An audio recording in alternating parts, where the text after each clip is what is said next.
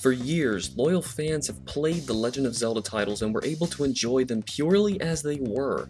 The games brought them to fantastic new worlds where they could set off on their own adventures. When fans care so deeply about what they're invested in, they will search to understand everything about it. In this case, the growing number of Zelda titles began to stack upon each other and either reference other games or create direct sequels. The fans knew from the beginning that the games all fit into a master timeline. Even the second game was a direct sequel to the first, the third game being a prequel to the first two. But something strange happened when the fifth game appeared, the Ocarina of Time. You see, this game, using time travel, has an ending for the future adult Link as well as the past child Link. This created a split in the timeline. From this point on, new games began to further complicate the puzzle and the timeline as a whole began to get quite messy. But we're dedicated fans after all, remember? We need to find the answers. We need to know the truth. The creators of the series both admitted to the existence of such a master confidential document, Eiji Aonuma in 2007 and Shigeru Miyamoto in 2003. They claimed they would determine the timeline order after the production of each game in secret, so the development team wouldn't know about it themselves. Though a very secretive tactic, this caused tons of allusions and references to other games to be allowed, which would break almost any attempt at fans successfully creating any Zelda timeline. Years later, the games stacked to a ludicrous amount and successful timelines were few and far between. So many facts had to be analyzed in order to comprehend the massive scale of this colossal endeavor that most theorists would focus on a few set facts to base their entire timelines from. Some based it on the landscape of Hyrule, some its indigenous people, and personally mine was based on the location and states of the Master Sword. I also based my theory on the appearances of Ganondorf, the main villain throughout the series, who actually appears multiple times in multiple forms. The problem with Ganondorf is since he's appeared so many times, he's actually died so many times that it's not even remotely feasible for the timeline to work even with a split after the Ocarina of Time. Ganondorf had to be assumed to be a separate entity than his beast form, Ganon. Using tricks like this, a handful of theorists were able to create their own functional timelines. They all differed. The mere thought of a master document with the truth, it felt like something of legend, something that could never be real. And according to Nintendo itself, there wasn't. They would reply to Zelda theorists with dream-killing messages, informing their sorry souls that there was, in fact, no possible combination of games that could create a possible timeline for the series. The Zelda games were all the same story, retold through legend, and there wasn't any way or intention for the games to ever be assembled in a single working timeline. I was one of the theorists who received this message, and I didn't believe them. And a few short years later, a book was released. A book called Hyrule Historia. A book that proved that I, as well as all of the other Zelda theorists, were right. There was a timeline. The book printed the updated, official document that had been hidden from us for years. The true timeline of the Legend of Zelda. Finally, it all made sense. But as it would come to a total shock to all theorists, the timeline did not just split once, but it split into 3 divergent paths. This third split in the timeline occurs in Ocarina of Time when Link is unable to complete his quest and dies. Many fans were completely taken back by this concept.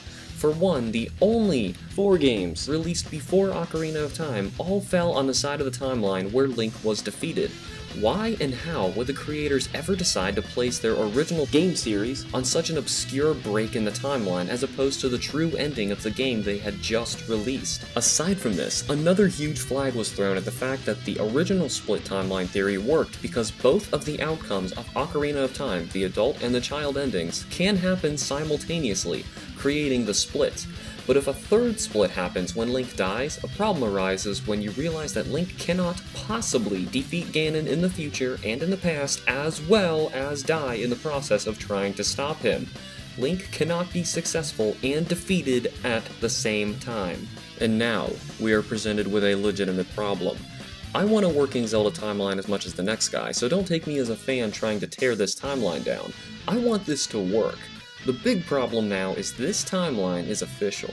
So let's examine the facts and determine the best course of thinking in order to better understand and accept this answer to the timeline.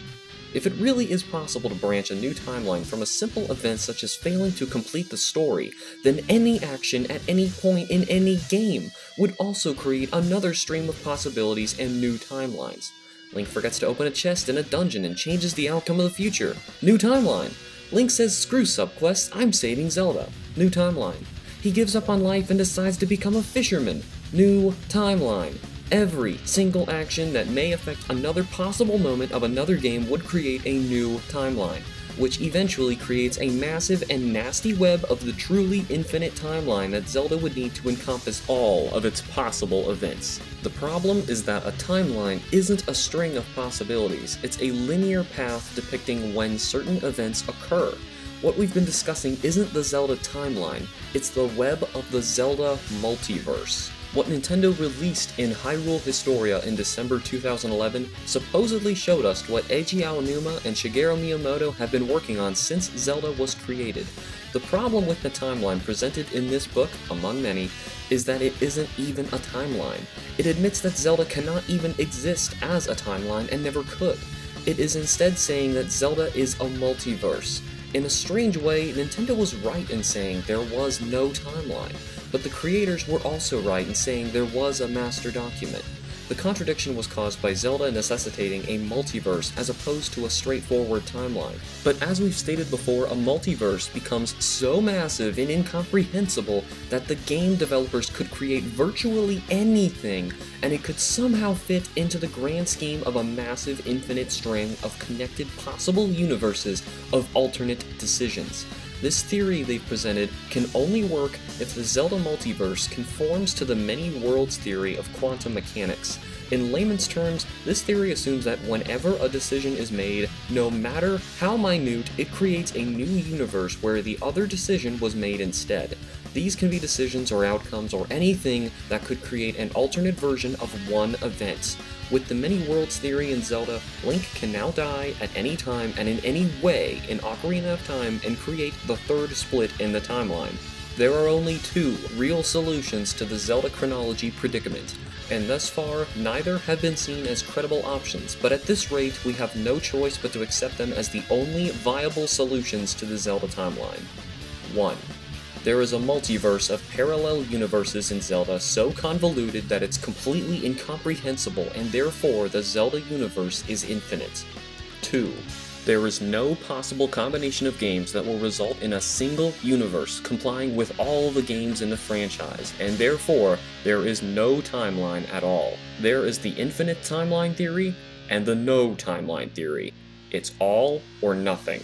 The cold hard truth about Zelda is that there is no solution to all the references and allusions to the other games that the creators give us. All of our efforts to theorize it were in vain.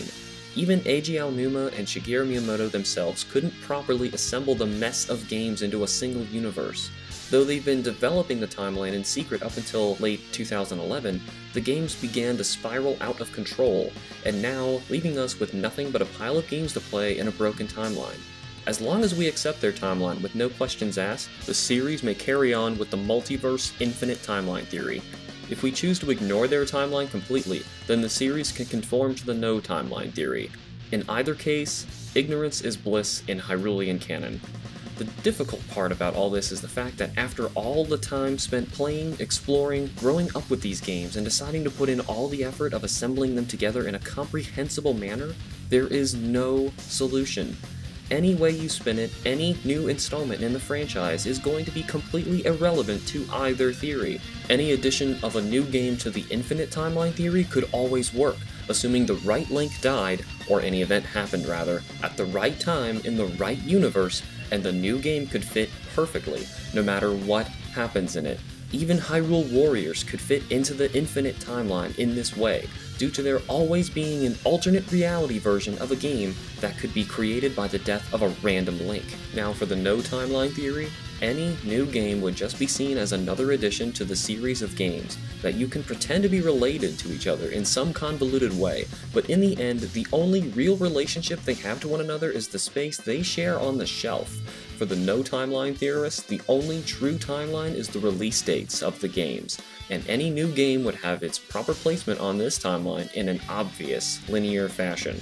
Either way, No matter what happens, no matter what games come out, nothing matters anymore for the Zelda theorists. This is a definite be careful what you wish for scenario, but I don't hold it against the creators. They did all they could do for their fans. They're only human. And maybe that's what's so disappointing. These amazing people we looked up to for so long who took us on those unbelievable adventures were really just people all along. And for all that those very human people did, I thank them. I thank them for all the joy they gave to me as a kid, for all the hours of exploring the vast world of Hyrule. It wasn't their fault we wanted to make order out of the chaos of the series chronology. That was all us, because of how invested we all are in this series. So if any new Zelda games come out that alter the official timeline, whether you're partial to the infinite timeline theory or the no timeline theory, just enjoy the game for what it truly is. A game. People will get excited and want to theorize how new games will fit into the timeline. That's just always going to happen. It's the nature of the series. Let them have their fun. There was a time when we were in the same place. Don't be the bearer of bad news to them. Don't be the Nintendo and send out that disappointing letter to the fans. Zelda was created for fun. Let it stay fun.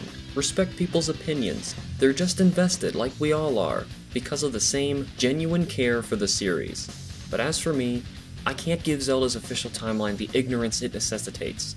To me, there are only two solutions to the Zelda timeline: the infinite timeline theory and the no timeline theory. It's all or nothing. So what do you believe in? Let me know in the comments below, keep your responses clean, and respect your fellow fans. Remember to thumbs up and subscribe for my new video content. This is Alex, the former Ocarina Hero 10, signing out.